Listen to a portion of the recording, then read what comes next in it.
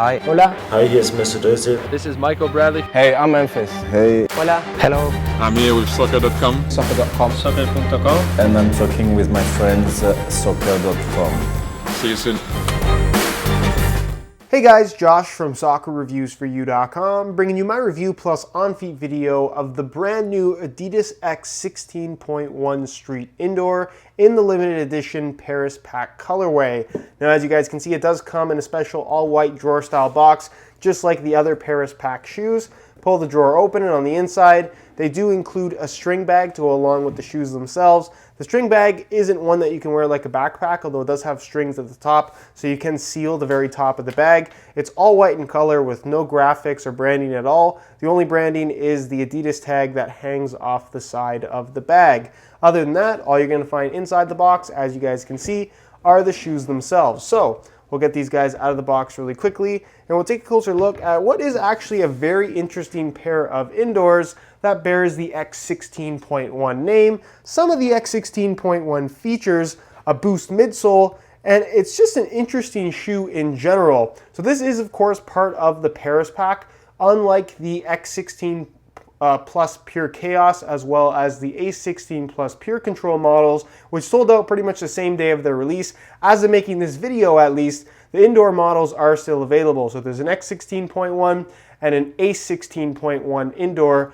in the Paris Pack colorway variations, both of which retail for $150 US. So if you are interested in a pair of these, they are technically still available. As far as what we're going to cover in today's video, we're going to take a closer look at the colorway, talk tech specs, performance features. There's a lot going on with this particular shoe, and it is a fair bit different than the regular variation of the X16.1. We're going to go over the weight as well as how these things fit and feel on feet. Essentially cover everything that you need to know about this particular indoor shoe. So if you are interested in learning more, please stick around and watch the entire video. If you're interested in a pair of these for yourself, check out the review page on my website. That's the first link in the description of this video. And on that page, you'll find Buy It Now links with exclusive SR4U coupon codes, where you'll be able to pick these up below their normal $150 retail price. So again, if you're interested in a pair, first link down below, go ahead and check it out. And with that being said, let's get right into the review. To start things off, let's talk tech specs and performance with the X16.1 Street Indoors. Now, this is a really interesting shoe in that it introduces a variation of the X16.1 that we haven't seen before. So the general look of the shoe is that of the $200 X16.1 that you can get in the FG-AG variation. The difference here is the actual material of the upper. You still have the Tech Fit collar area that's made from the same material, but the upper, instead of being a more standard synthetic leather material, this is actually a mesh-based synthetic, kind of like what you get from the Messi shoe, both in the Pure Agility as well as the 16.1, and also kind of reminiscent of the Hypervenom Phantom, the original variation, the original Nike Skin upper, but definitely more like what you get from the Messi line in terms of just how it feels and moves on your foot. So you do get this kind of one-piece enclosure for your foot. There's really no overlapping materials, although technically it is stitched in here, but not something you really notice when the shoes are on. It does have that one-piece feel overall. The Tech Fit upper is technically what they call this, or that's what they call it. It's a Tech Fit upper, which is super unspecific in terms of what the material actually is. They call the upper on the X16 Plus Pure Chaos, the X16.1, as well as on this shoe, Tech Fit uppers, but obviously they're all very, very different. So with this shoe, you do get this mesh-based synthetic material with the polyurethane layer over top. It does have an internal kind of almost firmer nylon material as a liner, which does take away from a lot of the softness of what would otherwise be a really, really flexible upper. But I think the reasoning for that kind of firmer liner is just for structural integrity in general. They could have easily just taken the upper from the regular X16.1. Not sure why they didn't, but this is kind of an interesting alternative that actually feels pretty good. Is it amazing? No, I think that the actual, if you're comparing it to Nike Skin, for example, I think Nike Skin just feels a lot better than this because it doesn't have that liner on the inside. But for the most part, I actually prefer this particular upper over what you get on the regular X16.1, but that's just me.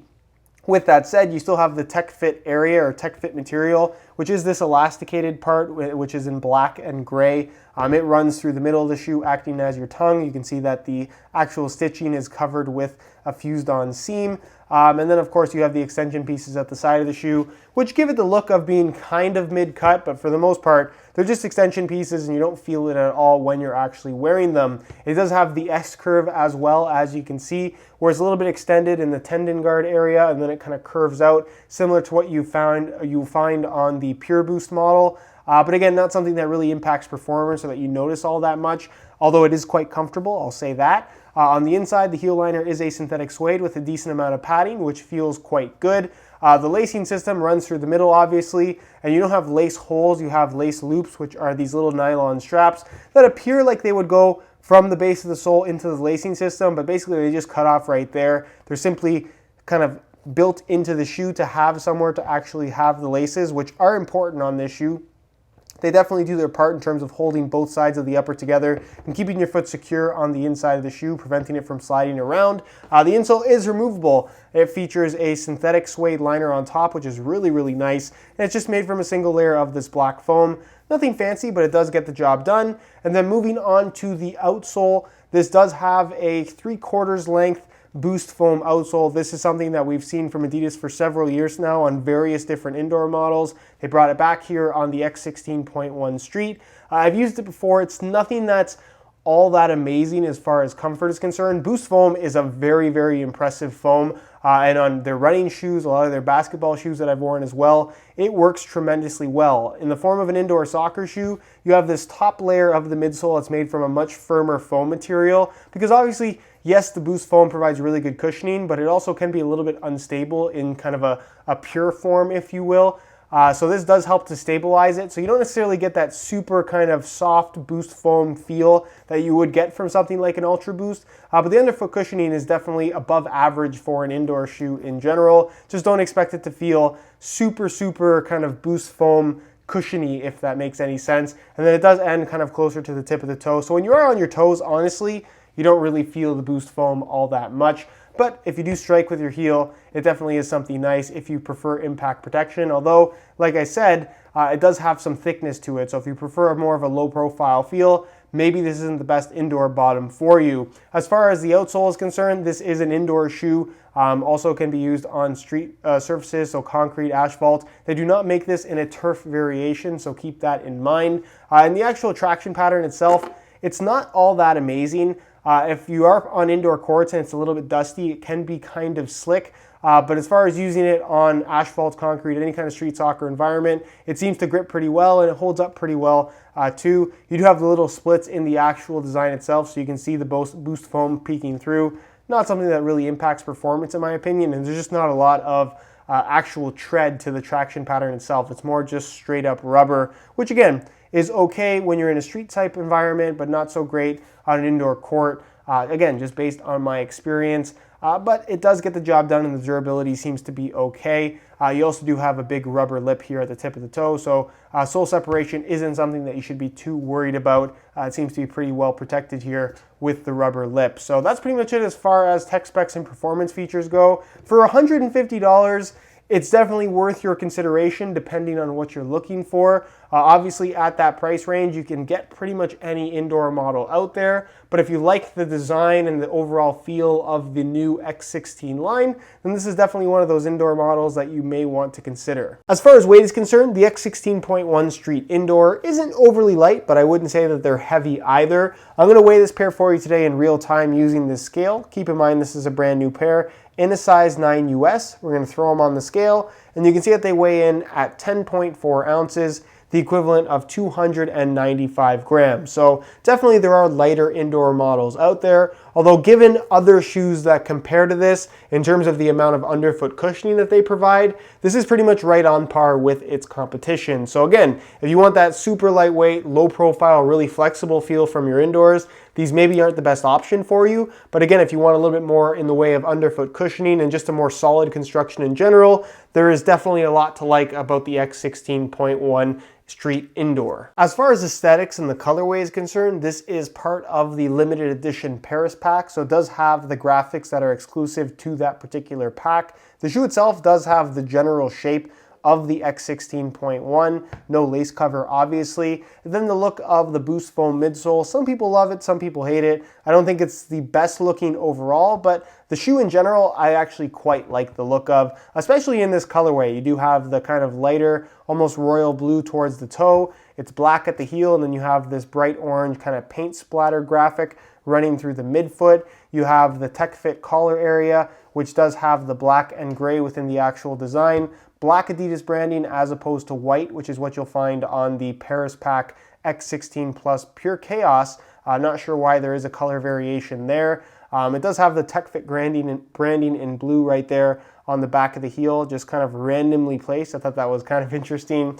The X logo in gold right there on the top of the tongue area. And then again, the black and white running through the entire midsole and outsole. So again, I quite like how this shoe looks, but let me know what you guys think down below in the comment section. Do you love them? Do you hate them? Why or why not? And with that being said, let's move on to the on-feet portion of the video so we can get a better idea as to how these shoes fit and of course what the sizing is like. All right, so here is a look at the X16.1 indoors on feet. On my left foot, I have the stock black laces that come with the shoes, and on my right foot, I have a pair of Orange Punch reflective SR4U replacement laces. If you're interested in a pair of replacement laces for yourself, the website to go to is www.sr4ulaces.com. You find a direct link to that website down below in the description of this video. Now, in terms of how these things fit and feel on feet, they're pretty comfortable from right out of the box. Yes, this shoe does have a knitted based upper, or mesh based upper, sorry, but it does have a relatively, I guess, firm liner on the inside, so it does take away from the flexibility and the overall feel or sensation of softness on your feet. With that said, it's still relatively flexible, it still feels pretty comfortable. It's just not quite as soft as I think a lot of people would expect based on how it looks on the outside. The Tech Fit collar area, or the Tech Fit system that runs through the midfoot and the ankle area, feels really good. It does have that nice kind of one-piece design that I like both the look and feel of. Can't really complain about that whatsoever. The flexibility from this outsole is not amazing. It's definitely a stiffer indoor model overall, but it will get more flexible as you break them in. The heel area, for some reason, it doesn't seem to lock my heel in quite as effectively as I would like it to. The heel slippage isn't overly significant, but it is something that I do notice ever so slightly. And I think a lot of that has to do with the lacing system just being a little bit shallow. It should go up a little bit higher, but it ends fairly low, which is why you don't have sufficient lockdown in the heel. But again, not something that I think is too big of an issue here, but definitely worth mentioning if that is something that would really, really bother you. But overall, they fit pretty well and they're relatively comfortable, so I can't complain too much. As far as the overall fit is concerned and the shape of the shoe, it's got some decent width to it. It's a snug fitting shoe, definitely not overly tight. It's got some decent volume as far as the height of the shoe is concerned, pretty much all the way through. And I think they will fit most people. It's a little bit snug through the midfoot, so if you have really, really wide feet, maybe not the best option, but I think for the most part, these will be suitable for most foot types. And as far as sizing is concerned, I'm wearing my usual size 9 US here, and the fit and length is absolutely perfect. So if you are looking to order a pair of these for yourself, I would strongly recommend going true to size in order to achieve the best possible fit. All right, guys, that's it for my review of the Adidas X16.1 Street in the Paris Pack colorway. For more info and where to buy, check out the very first link down below in the description. That's going to take you to the review page on my website. If you have any questions at all regarding this shoe, leave them down below in the comments, and I definitely will get an answer out to you. If you enjoyed today's video, found it helpful and informative, be sure to support it with a like. Subscribe if you haven't already for daily videos on all the latest and greatest soccer gear. You can find all my social media information linked in the description as well. And other than that, guys, hope you enjoyed today's video. And as always, thanks for watching.